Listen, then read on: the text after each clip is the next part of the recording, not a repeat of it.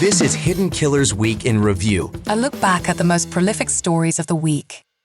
This is the Hidden Killers podcast with Tony Brueski. Featuring author, psychologist and daily contributor, Siobhan Scott. Did his family have any clue what went on in that basement? Because there were actually descriptions of having devices to suspend women from the ceiling. I mean, it was just horrifying. That's where you go back and you got to start wondering a little bit. Asa, how do you not know that there's this stuff in your basement? Yeah. And we don't know. Maybe Asa is not the brightest bulb in the room and just never went down there. But there's a lot of reasons. I'm not saying she was involved, but again, to be that oblivious to what's going on literally beneath your nose to something that is level, wrong. Yeah.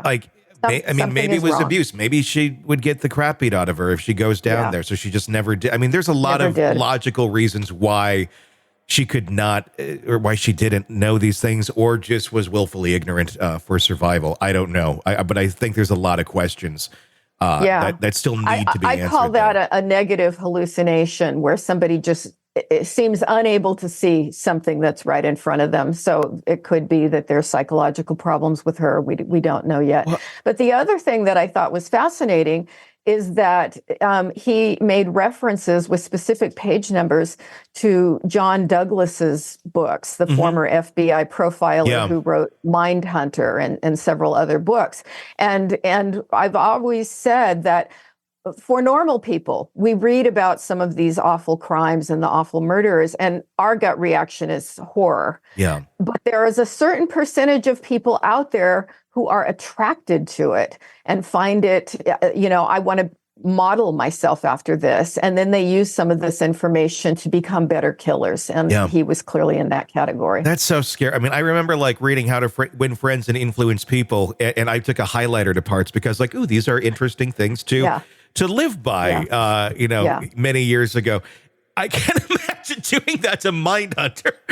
Unless I'm referencing a case and it's something I'm talking about. Right. But it shows that distorted thinking that, this person is a different sort of animal. This is a predator. He is not a normal human being, but he role played. These guys can be very, very good at pretending to be fine, upstanding, normal people. And it's horrifying to get into their minds. I had to eventually, in my forensic work, say, don't give me a sadist. I can handle other kinds of criminals, but sadists, it's just too disturbing for me. I have nightmares at night, and I don't need to do that. This reminds me so much of Dennis Rader. It's like another version. Like they could be brothers, I think. In terms of what they did, the way that they were able to carry on a life of a family, and nobody's the wiser for all of these years. And that's a good example there. That family there is a good example of being unaware of what was going on around you with this type of a criminal. It's just disturbing how similar they seem to be. And obviously we don't see a lot of these. At least we don't catch a lot of these, because I think maybe catch is the operative word, is because they're so good at hiding. Do you think he ever had a plan here, Rex, that he thought he would get caught at some point, and what to do when that happens? I think maybe he was grandiose enough to think he wasn't going to get caught. He had done this for so many years. He obviously was thinking through, washing out the body cavities, everything to remove any DNA. Yeah. It was just, I think this was a guy who really didn't want to get caught and took great pride in his work and thought that he wasn't going to get caught. So it probably surprised him when he did. And it's someone who did get caught. How does society get in front of some of these monsters before we discover there's this trove of, we know 6 now. I'm going to guess we're probably in the teens, 20s, 30s, 40s, 50s, maybe hundreds at the end of the day. He seemed to operate completely unscathed without anybody knowing anything.